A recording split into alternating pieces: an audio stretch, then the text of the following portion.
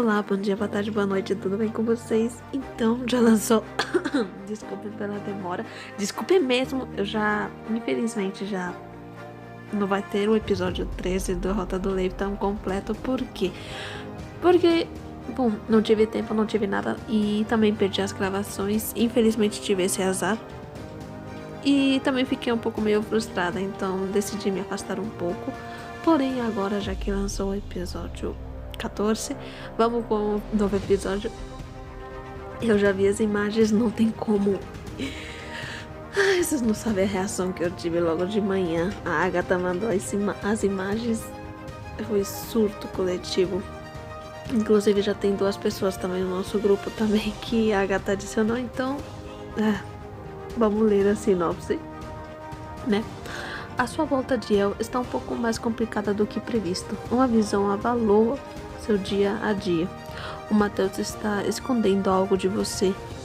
E você está mais do que disposta a descobrir o que é.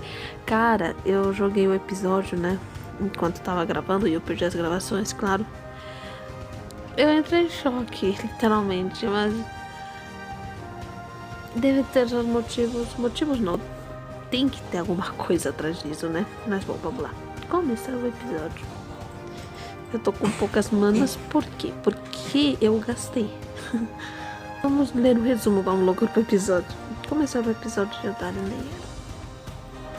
Não tinha sobrado nada de Eldália. Eu era a única a me lembrar de que algo tinha existido. Nenhum rastro, apenas uma ausência que nenhum ser vivo poderia sequer notar. Até o vazio tinha desaparecido. Perguntar onde eu estava não fazia sentido. De repente, eu me senti sugada, puxada para um vazio, para um barco, Eu estou aqui, a toca está aqui, a planície, o QG. O meu olhar percorreu cada elemento da paisagem como se eu os visse pela primeira vez.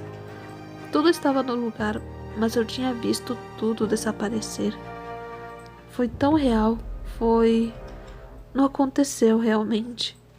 Se você visse as coisas como eu as vejo, você entenderia que não faz muita diferença. O que você viu acontecer ninguém poderá impedir, nem você. Isso não significa que você não terá um papel a desempenhar. Não estava entendendo nada. Eu nunca entendo nada quando ela fala comigo. Ofélia, você poderia ser mais clara. Ajude-me. Quer dizer o quê? Tudo está escrito? A pequena sorriu gentilmente e se virou. Ela foi na direção do penhasco. Era inútil segui-la. Ela não diria mais nada. Deixei um suspiro de frustração escapar. Francamente, não tirei todo o proveito que esperava tirar da minha sessão de meditação. Estava ainda mais tensa, mais perdida que antes. Será que tudo está escrito? Parecia lógico. Se um oráculo existia, se o Adalaric poderia adivinhar o futuro, devia querer dizer que existia uma espécie de destino. Mas isso me incomodava. Eu não queria acreditar. Eu tomo decisões, faço escolhas. Elas têm um impacto que eu consigo avaliar. Se todas essas escolhas já estivessem previstas, escritas em algum lugar, por quê? Não fazia sentido. Precisaria conversar sobre isso com Aldaric se o encontrasse. Não sei se seria mais claro do que Ofélia, mas pelo menos ele tentava explicar. Mesmo que suas explicações pudessem agravar meu início de enxaqueca. Do canto do olho, de repente, percebi um movimento vindo de baixo. 5 silhuetas apareceram na entrada da floresta, andando na direção do QG. Eles voltaram, até que enfim. Meu Leifton! Eles trouxeram o Leifton. Fiquei de pé. em um pulo para correr até eles. Ai, Leighton, não! Todos me viram chegar. A Cori fez um sinal para mim. Andei mais devagar quando cheguei onde eles estavam. Leighton, caralho! Não estava nem aí com a presença dos outros. Eu estava tão aliviada que chegava a doer. Tinha tentado reprimir a minha angústia há tempo demais. Ele estava aqui, a salvo. Meu nosso marido está aqui. Carmen, ele abriu seus braços discretamente para me acolher em seu abraço. Eu me joguei contra ele com o rosto encharcado de lágrimas. Senti seus braços me apertarem como se ele tivesse medo de que eu fugisse para nunca mais voltar. Estou aqui, acabou. São quase dois episódios? Sim, 2 episódios sem você. Leighton, eu imploro, não vá mais embora, não vá mais, sim, por favor. Chorei por alguns minutos no seu pescoço, desfrutando do contato com sua pele e do calor que enchia nossos corações. Senti sua mão deslizar até a minha lombar. Eu tive que me segurar muito para não beijá-lo na mesma hora. Nós nos soltamos contra nossa vontade, sentindo os olhares sobre nós. Eu estou feliz em vê-lo são e salvo, Leighton. Igualmente, ele piscou para meu homem. Ai, nosso homem. É o nosso homem. Os outros não deviam ser bobos, mas naquela hora, esse era o menor dos meus problemas. O Leighton não parecia estar machucado, seus traços só estavam um pouco marcados. Deixei escapar um suspiro de alívio. Tinha sido inesperado. O Nebra tinha razão. Pelo visto, meu pai tinha mantido sua palavra. Os outros tampouco pareciam estar feridos. Na verdade, eles mal pareciam cansados. Está tudo bem? Como foi? Sem obstáculos, ou quase, tivemos de enfrentar 1 ou 2 templários, mas eles não foram o problema. Nossa chegada deve ter sido um golpe bem mais duro do que eu havia imaginado. Chegamos à noite, nem parecia que eles estavam nos esperando. Na verdade, não tinha quase ninguém na comenda. Entramos, resgatamos o Leighton da caixa onde ele estava e saímos. Da caixa? Você quis dizer da cela? Não, eles me mantiveram preso em um tipo de sala especial no primeiro andar. Eles devem ter tido medo de que ele usasse seus poderes. Afinal, Carmen, eles tinham visto você usar os seus. Enfim, voltamos para a floresta antes de amanhecer. Mas, então, por que vocês só chegaram agora? Aconteceu algo além disso? Eles tiveram de esperar que eu abrisse o portal. Eles não podiam abri-lo do lado de lá. E não queríamos correr o risco de mantê-lo aberto o dia inteiro. Eu nem tinha pensado... Erika! Vocês esperaram a abertura do portal o dia inteiro? Não podíamos adivinhar quanto tempo levaria. Preferimos deixar tempo suficiente. Vocês não podiam abri-lo de hora em hora para... Cada tentativa consome recursos e temos quantias limitadas. Além disso, tivemos de abrir um novo portal, já que seu pai tinha seguido vocês até o primeiro. Verdade, também não tinha pensado nisso. Em minha defesa, eu estava preocupada com os outros problemas. Quanto ao meu pai, vocês não encontramos, mas ele não passa as noites na comenda. Vistas as circunstâncias, ele poderia ter mudado seus hábitos. Desculpem, será que podemos falar sobre isso enquanto caminhamos? Devo confessar que gostaria de ir me deitar no meu quarto antes. Claro, desculpe, nós não devíamos ter parado. O vampiro é mais atencioso do que eu imaginava. Será que seu rancor contra o Leifton está começando a passar? Ah, sim, eu acho que sim. Todos nós retomamos a caminhada na direção do QG. E você, Leifton, o que... Enfim, se você quiser falar sobre o assunto... O que aconteceu depois que eles o sequestraram na biblioteca multimídia? Eles me prenderam em uma cela no subsolo. Tentei entender onde estava, o que eles queriam comigo. Tentei chamar alguém para responder as minhas perguntas, mas ninguém veio. Eu esperei. Acho que esperei várias horas. Acho que dormi, mas não sei por quanto tempo. Depois de um tempo, alguém veio me buscar para me levar para outro lugar. Sem dúvidas, antes de eu descer até as celas. Pelo que entendi, alguém tinha reconhecido a Huanshu e como eu tinha chegado com ela, eles queriam me interrogar. Eles, né? Um cara veio me interrogar sobre a guarda, sobre o QG. Ele me perguntou se eu conhecia a Huanshu, se eu conhecia você. De repente, senti a raiva me invadir, mas só durou um instante. Durou muito tempo. Depois disso, eles me levaram para outro lugar, para um tipo de escritório. No caminho, ouvi algo acontecendo nos andares de baixo. Homens gritavam. Pude ouvir passos precipitados, ordens. Eles me fizeram sentar em uma poltrona diante de um homem que eu ainda não tinha visto. Então, Leifton é meu pai. Ai, meu Deus, que encontro constrangedor. Ele me disse que você era a filha dele. Senti um aperto na garganta. Tive vergonha, apesar de não ser culpa de minha... não é sua culpa, né, guardião?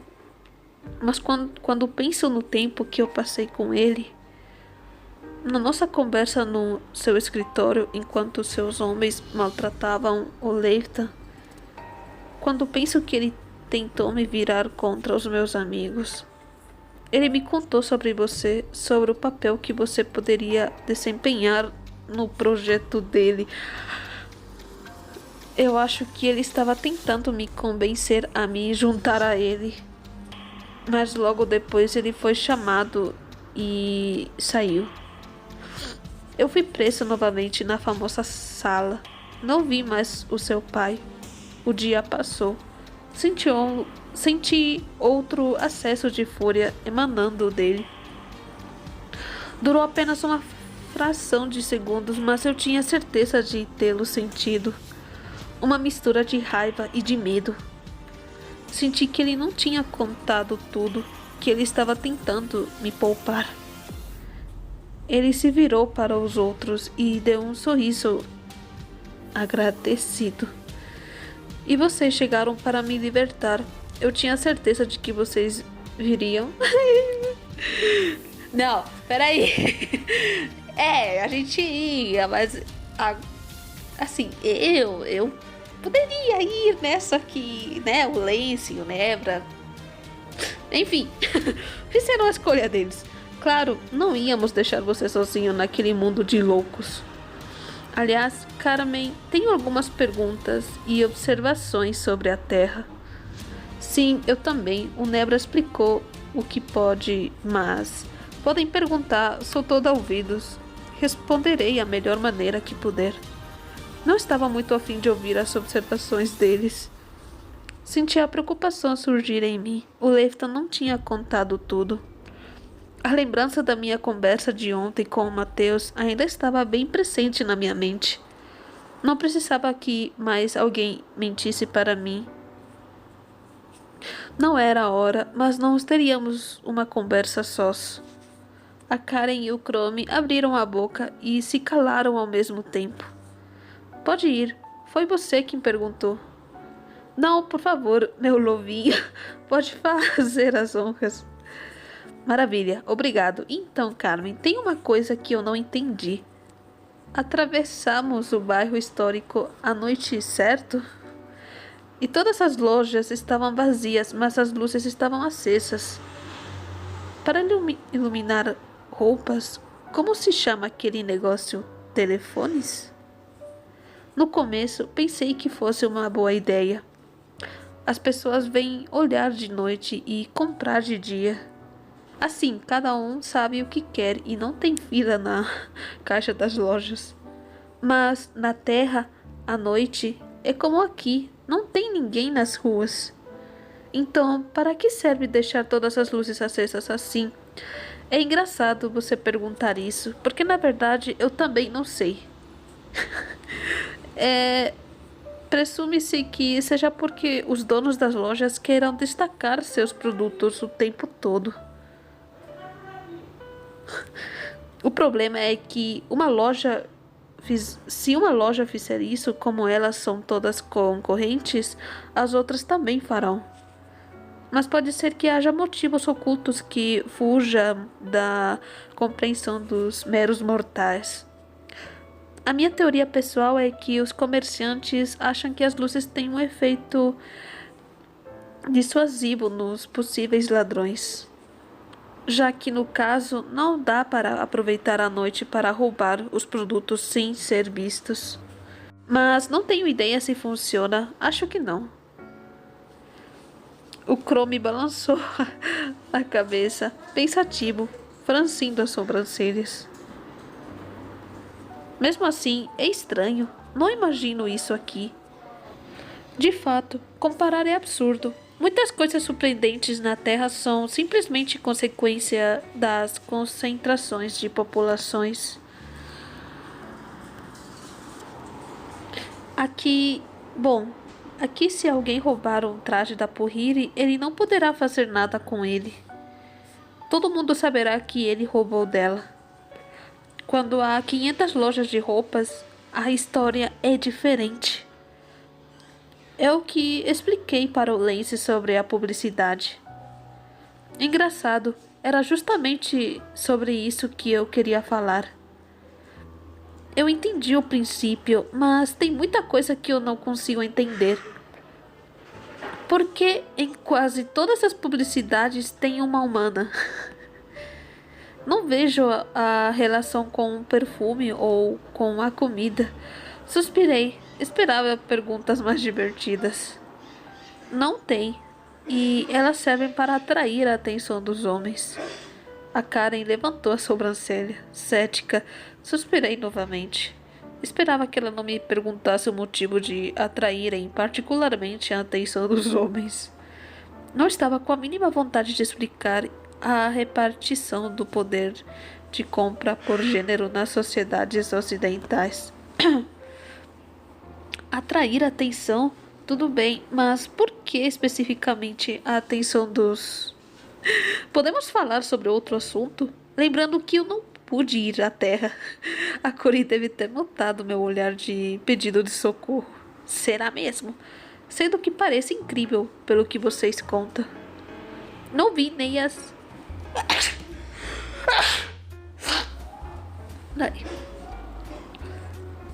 Não vi nem as publicidades, nem os homenzinhos coloridos, nem os telefones. Coitada de mim. Então, por favor, façam a gentileza de não pôr o dedo na ferida. Temos direito de fazer a última pergunta. Se combinarmos para que ela seja realmente muito pertinente. Não perguntem mais tarde. Não, perguntem mais tarde, quando eu não estiver presente. Pronto. Bom, não precisa se irritar, desculpe. Mas eu não estou irritada, não é contra vocês, só estou frustrada. Vamos dizer que da próxima vez você virá conosco. Vamos dizer que da próxima... Não se preocupe. Eu vou escolher a primeira, mas eu não sei se é a resposta certa, então vamos lá. Vamos dizer que da próxima vez você virá conosco. Ou não, não se preocupe, seria isso. Vou escolher a primeira. Gostaria de lembrar que todos nós esperamos que não haja uma próxima vez. Não são viagens de lazer. Elas nos custam caro e são perigosas. Por enquanto, mas quando a situação estiver mais calma, preferi não dizer nada. Cada vez mais duvidava de que essa situação se tornasse mais calma no futuro. Continuamos andando em silêncio até o QG. Muito bem, nossos caminhos se separam aqui. Leifton, vou deixá-lo descansar. Você precisa de repouso. Informarei a Huang Hua. Você poderá fazer seu relatório amanhã à noite. Obrigado. Nesse caso, vou deixá-los até mais tarde. Quis segurá-lo, mantê-lo comigo. Ele me lançou um olhar impenetrável. Será que ele queria que eu o seguisse? Ele devia ter lido meu pensamento. Ele virou a cabeça levemente em sinal de negação. Poderemos conversar um pouco mais tarde, Carmen. Se você quiser. Tá bom. Vai lá dormir, vai lá dormir. Eu preciso muito dormir. Ah, tá bom, vai lá. Na hora em que ele se virou, senti mais uma onda de medo intenso. Do que ele tinha medo, a ponto de não conseguir esconder de mim, agora que nós tínhamos voltado para casa. Com o coração apertado, eu observei enquanto ele se afastava. Nós realmente precisávamos ter uma conversa. Vamos, temos um relatório a fazer. Não podemos deixar a chefe esperando. Você quer vir conosco, Carmen, para ouvir nosso relatório? Não! Já contamos quase tudo a você, mas se você não tiver nada a fazer... Não, obrigada. É gentileza sua. Preciso encontrar o Matheus. Obrigada? Precisamos ter uma conversa. Muito bem. Os outros...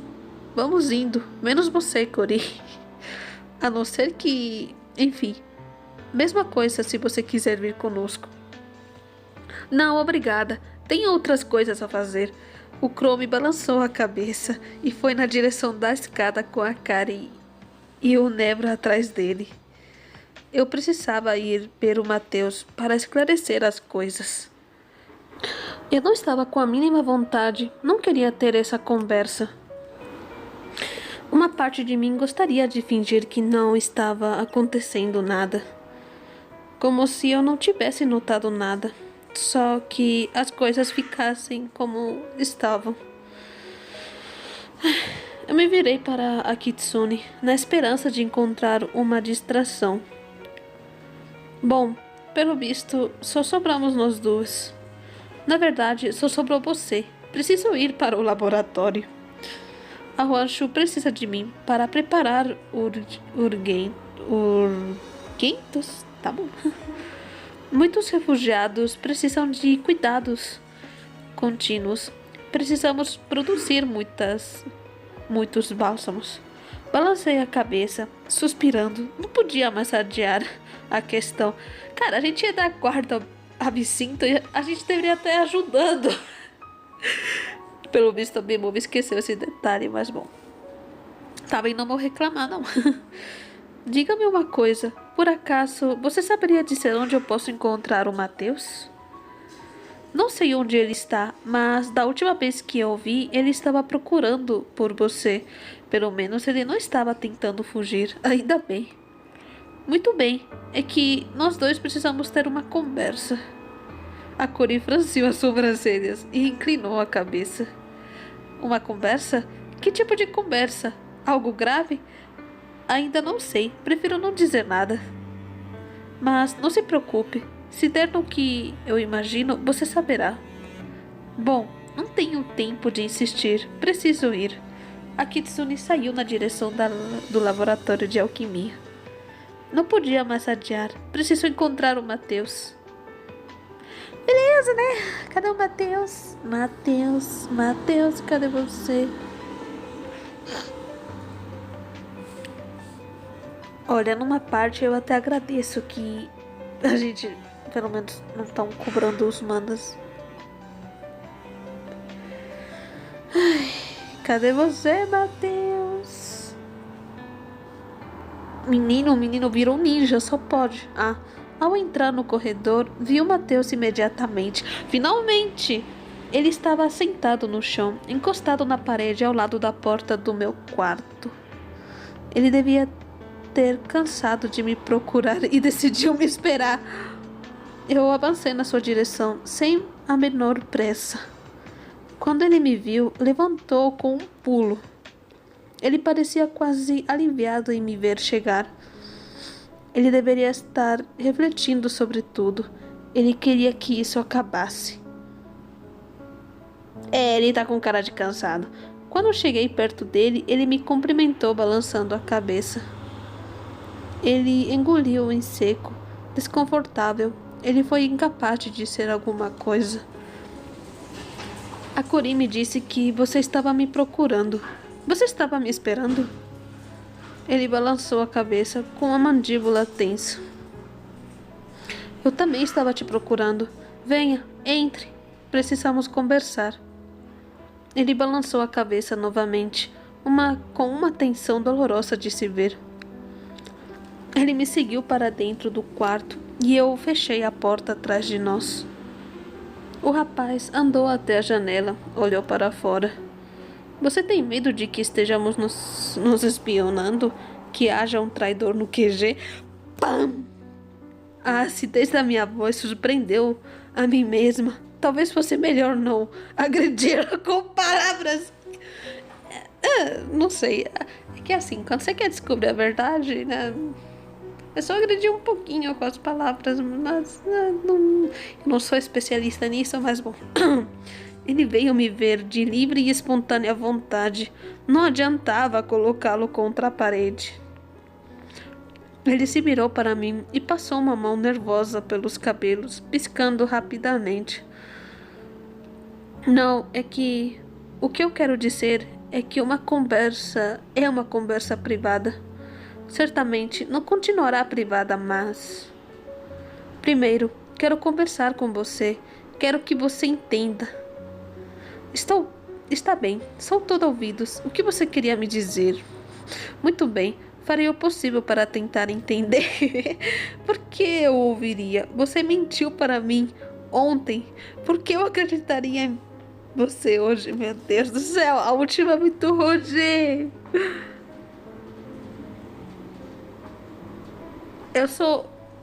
Eu tenho um carinho pelo Matheus, então eu vou escolher a primeira. Mas nas outras rotas eu vou escolher os outros. Menos na rota dele, né? Está tudo bem. Sou todo ouvidos. O que você queria me dizer? Ele respirou fundo. 1, 2 vezes. Seu olhar fez idas e voltas, como se ele procurasse por onde começar. Para começar, eu não... Enfim, eu quase nunca menti para você.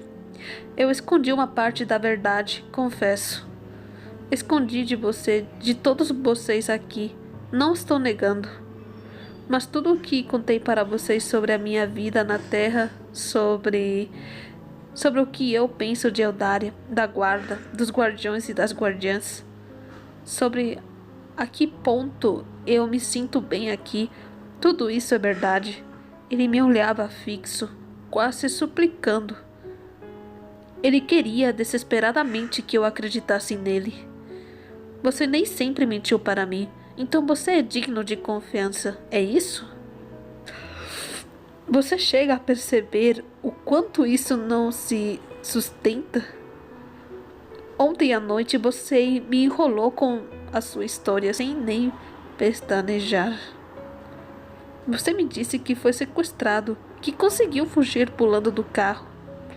Você me disse tudo isso, ciente de que era mentira. Sinto muito, mas não posso me impedir de pensar que você voltou para se explicar, só porque entendeu que suas palavras o traíram. Ele baixou os olhos, arrependido, e levou a mão à testa, como para esconder seu rosto. Cara, na rota do Matheus, eu quero saber como é que é na rota do Matheus. Puta que pariu! Estou errada. Você teria vindo falar comigo se não fosse por isso? Eu não sei. Eu vi no seu olhar que você tinha entendido que havia algo errado na história. Mas eu queria te contar desde o início. Eu só não tive coragem. Não queria correr o perigo, nem colocá-la em perigo. Eu achei que fosse coisa do passado, que não fosse me alcançar. Eu esperei até que você descobriu e não deveria ter feito isso. Mas então, é verdade? Você é um templário? Você trabalha para o meu pai?